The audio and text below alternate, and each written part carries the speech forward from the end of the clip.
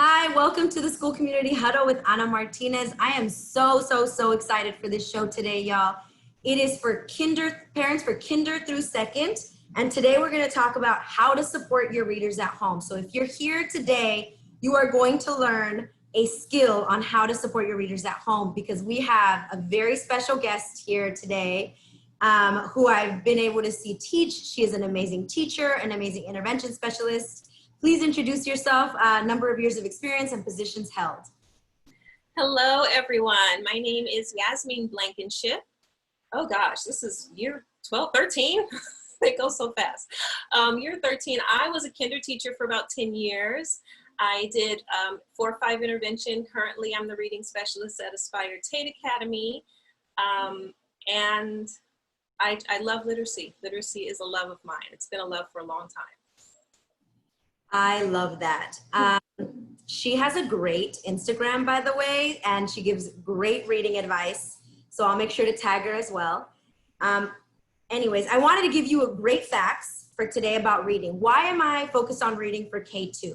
Well, here's why. If our students don't learn how to read and don't get a strong foundation in kinder, first, and second for reading, even as early as pre-K, then the chances of them learning to read, the gap gets bigger and bigger after second grade. So that's why it's so important to teach them the foundations of reading, the love of books, the love of reading. And so today we're going to talk about just that.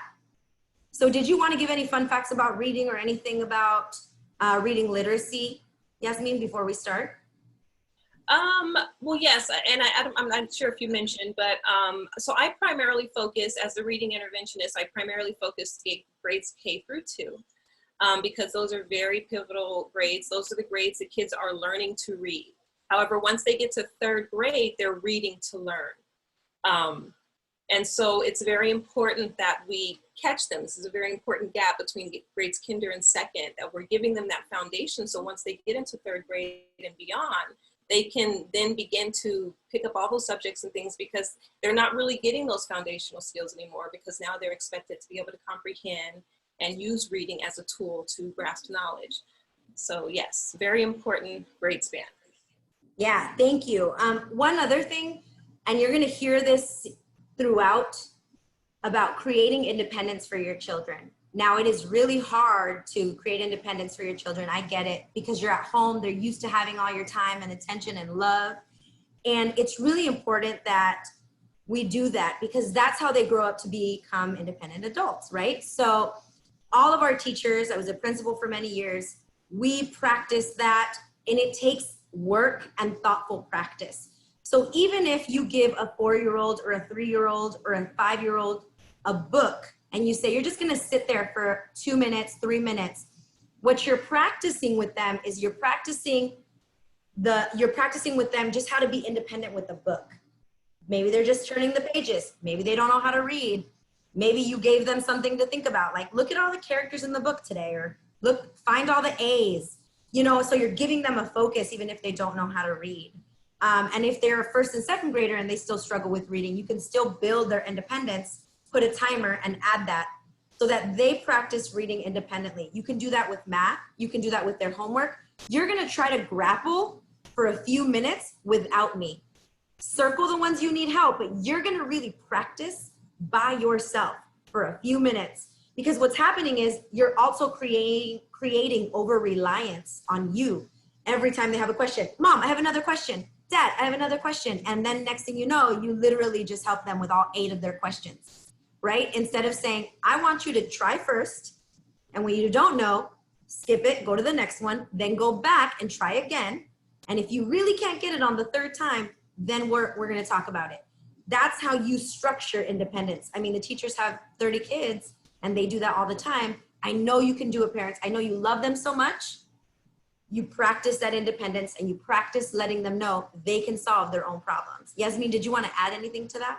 Yes, and I understand too, being a parent myself, it is very hard because you want to be able to take care of them and walk them and guide them, right? But yes, being a kindergarten teacher with 25 5-year-olds in the classroom, I could not respond to every question. And so it was very important for me to teach them how to problem solve. It's an amazing quality to have in life, them knowing, okay, I have this problem.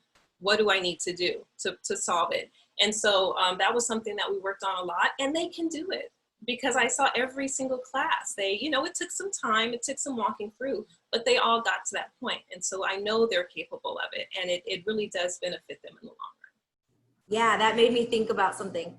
The number one thing I would teach as a principal and a teacher is your belief that they can do it. So if you believe that they can do it, they will, right? So that would be the first step. Not saying it's not hard, not saying that it won't be hard, right? Especially for my first year teachers, they were like, this is impossible. And then you see someone like Yasmin in their 10 plus years, over a decade, and she's like, oh no, it's gonna happen. Bring your babies. I will. All right, Yasmin, it's all yours. Teach us how to teach reading. Yes, and so first thing I'd like to go over is the different types of books that we will see for kids when reading at home. And so I do have a few examples. There's only one that I couldn't find an example of, but the various types of books that I would like parents to be aware of is, so the first one is our sight word readers. And so sight words are very important because it teaches fluency. It helps kids with fluency and automaticity in reading. And so, like, for instance, this book is going to help kids practice the word what and in. And the difference between sight word readers and other books is that they're very patterned sentences. So what is in the tree? What is in the hive?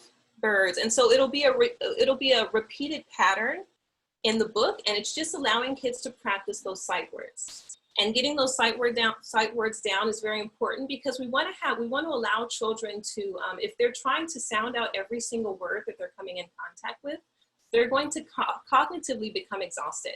And that's when you see frustration and kids begin to have confidence issues. And so teaching those sight words are very important. So sight word readers are one book that you can utilize for students. Another one for your kids at home are leveled readers. And so if you are aware of the level that your child is reading at, for instance, this is a level B. Level B is about mid-year kinder. And so once again, they might be a little patterned, but they give them more opportunity to approach words that they might not be as familiar with, and then they have to decode. And so that's another type of reader. Another reader you might see is a decodable.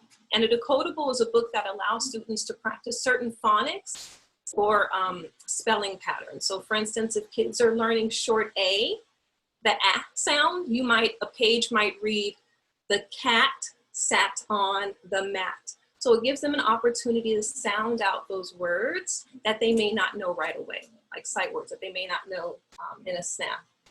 And in addition to that, there are also read aloud books. So if you have books that kids are interested in, but they may not be at their level or be able to read independently, a read aloud is always a great option. Not only do you get to model how to read, expression, but you can also expose kids to new knowledge. You can get them passionate about reading because it'll be books that they're interested in. And it's also a great way to teach kids life skills. So like, as Miss Martinez was saying before, like, here's a book, it's okay to make mistakes.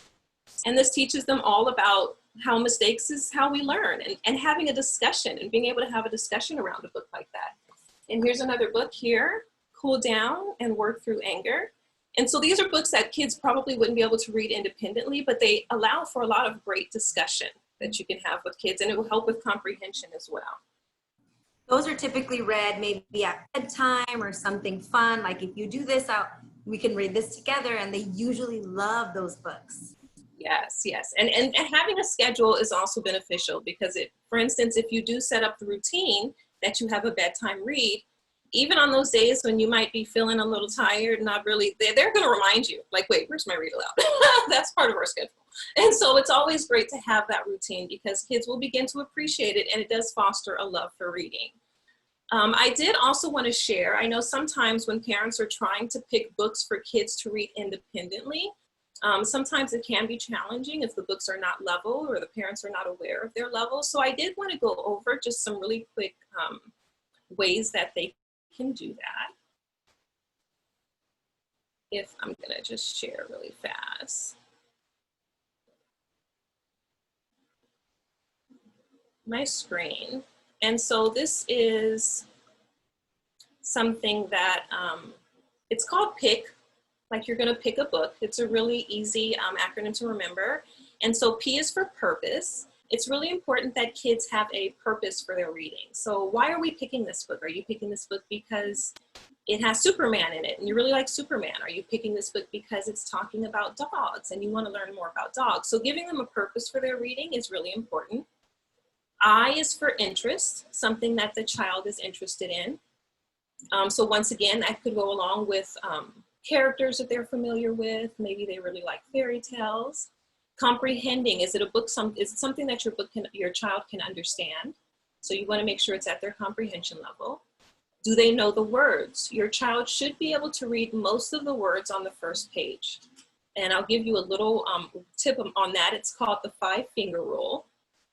And basically the way you follow that is if they know 0 to 1, if there are 0 to 1 unknown words, that means they were able to read all the words on the first page or maybe just had trouble with one. The book may be too easy. Now, just because a book is too easy does not mean it's not a good pick for them. They can still practice books that are a little below their level because it helps them build fluency. They become more confident of a reader and they're constantly getting exposed to words and they're able to read with a little more automaticity. If they miss 2 to 3 words on the first page, then that is a just right book. That means the book is going to allow for a little challenge, but it won't push them into a level of frustration. And then 4 to 5 unknown books means the book is maybe too challenging. So once again, that doesn't mean it's not a book that they can't buy. Maybe that's a book that you would model reading with them. And after you read it several times to them over and over, then there may be a time when they feel confident to read it and they've become a little more familiar with the words. And so those are just some tips on picking books for kids at home. And if a kid, and this always happens, if they do get a really hard book because they're like, but I love dinosaurs, I love Taylor Swift, and they want to get this book that's just so hard, don't discourage them from loving that book or that topic. Say, okay, you can get that, and I want you to get a book that's just right for you that you can practice at your level. Because they'll probably look at that book maybe for the pictures. They can look at it for a scavenger hunt for words that they can identify. But the one that they can use to learn to read would be the just right book. Yes, for sure. And like I said, those challenging books could be great options for read alouds. And one thing I used to do with kids in the class is I never wanted to discourage them ever from picking a book. So I would tell them, read the pictures. What do you think's the story? And just that being able to create a story on their own really encourages creativity and also lends itself to the writing process because it begins to give them ideas for their reading. And so I did want to also share some tips for parents. These are just a few things that parents can do at home. One of the things that I really want to, one of the things that I really want to encourage parents is, if anything else, if you don't take anything else from this, the one thing is to have fun. I know sometimes because we want our kids to be successful and to succeed, sometimes we really want to get them, like if they're struggling with that sound or they're struggling with that pattern, we really just want them to get it. But we really want to, above all else, foster a love for reading. So we want them to enjoy it. We don't want them to constantly be in a place of frustration. So just really, you know, whether it's you supporting them or reading to them, just kind of encouraging that reading, however it may look and whatever stage they may be in. But these are some ways that I put to encourage literacy. And so when I say literacy, I'm talking about reading, writing, listening, and speaking. So these are all components. They all come together and they all encourage, and they're kind of like building blocks on top of one another. And so one way to support in that way is, one, you can never start too early. So if you're supporting a kindergartner at home and they have a 2-year-old or 3-year-old little brother, pull them in the mix. they can kind of join them. Talking to your kids really definitely helps with their speaking and their vocabulary, which will translate into their comprehension. Reading to your kids on a regular basis, letting them tell you a story. So once again, that kind of goes into that creativity and that'll translate into their writing.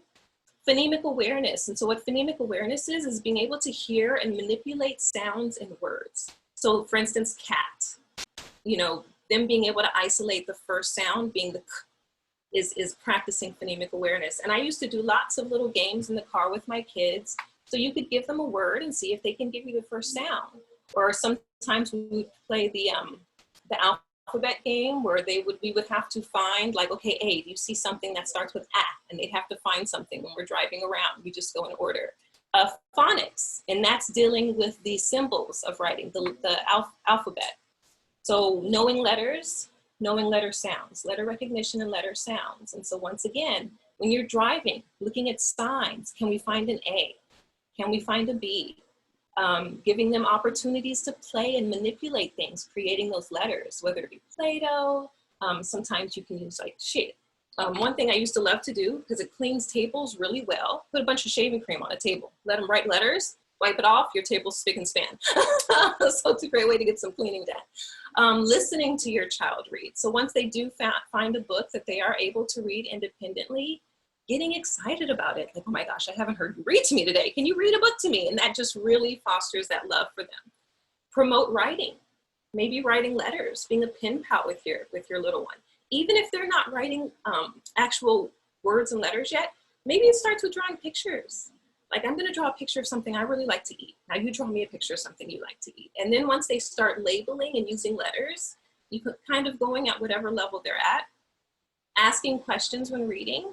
So even if you're reading a book to them, at the end, you can ask them, okay, now you asked me 3 questions about our story. Let me see if I can answer them. Because for your child to be able to come up with questions, that means they had to understand the story. So giving them a little power and letting them ask you questions, they really get a kick out of that. And then of course, making it a part of your regular schedule. So once again, them knowing that, okay, during this time I get my read aloud. During this time, mom reads her book and I read my book, and we read independently together. Or, you know, the whole family reads at a certain time during the day. And so just having that schedule helps encourage that love for reading as well.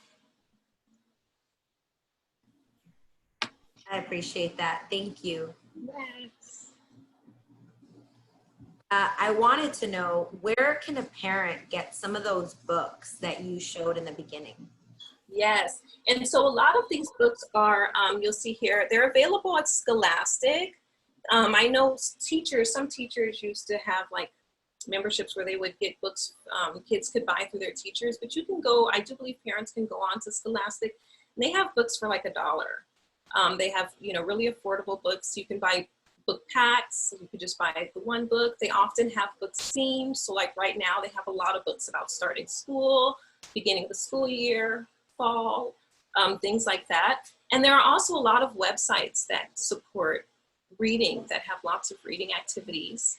And I can show that at the end if you'd like, just so parents can kind of jump. I was just going to ask that. If a parent can't buy books, because we understand that there's a lot of hardships right now, what other resources can they use? Yes, and so I have a list of websites that parents can use. Now, these are not only for read alouds, a lot of these also, let me find it. So some of these are also just for, like I know Get Epic, parents can get a 30-day trial, and that has books that kids can read. Starfall and ABC Mouse are perfect for K-2. They have a lot of phonics activities, phonemic awareness, so they have a lot of games and activities that support reading, foundational reading skills. And phonemic awareness is a very important reading skill. Typically, when I have students that I'm supporting in reading, the reason why they're having challenges is because they miss that very important foundational skill, which is being able to hear and manipulate sounds. And so if kids are having a hard time putting sounds together, it will affect their reading. So like rhyming, beginning sounds, vowel sounds, things like that. PBS Kids has a lot of fun activities. And I really like intothebook.com because they also offer bilingual read alouds and activities as well. However, you could also, parents could also go on to, I forget the name of the Kids Tube, the equivalent of YouTube, but for kids. They have a lot of read aloud of books there too. So if a kid is interested in a book, but maybe you can't find it or it's not available, you can always look it up on YouTube, and a lot of teachers have offered read alouds. I also do some read alouds on my YouTube channel as well.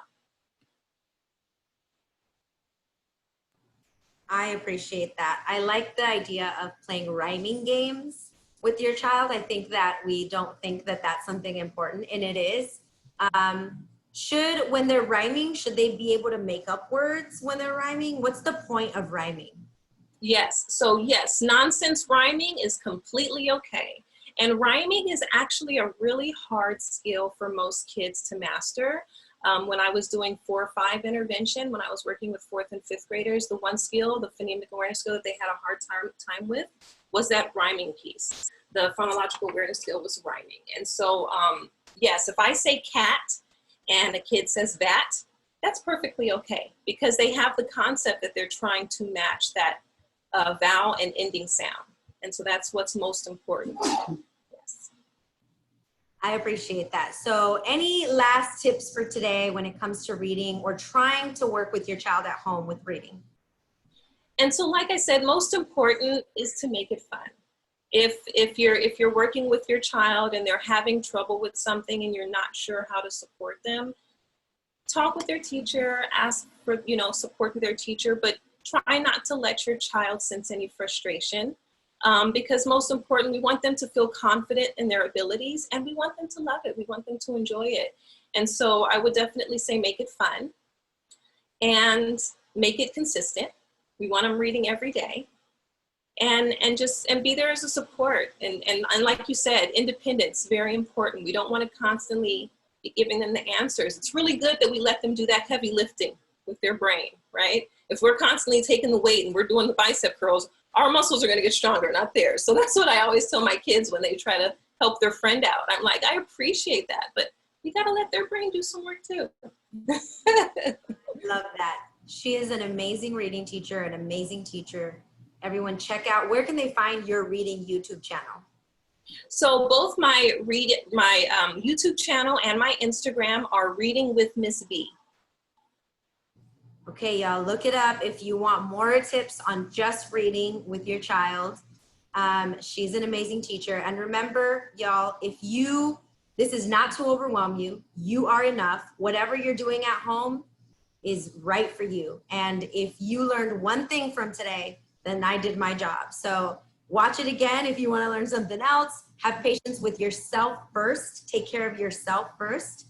And then making sure that you are there for your family and for your kids. We understand that it is a hard time for everyone. This is just an offering to help you all at home, navigating, understanding your child as a learner. Much love, everybody. We appreciate you. We love you. And remember, you are enough. Bye. Bye.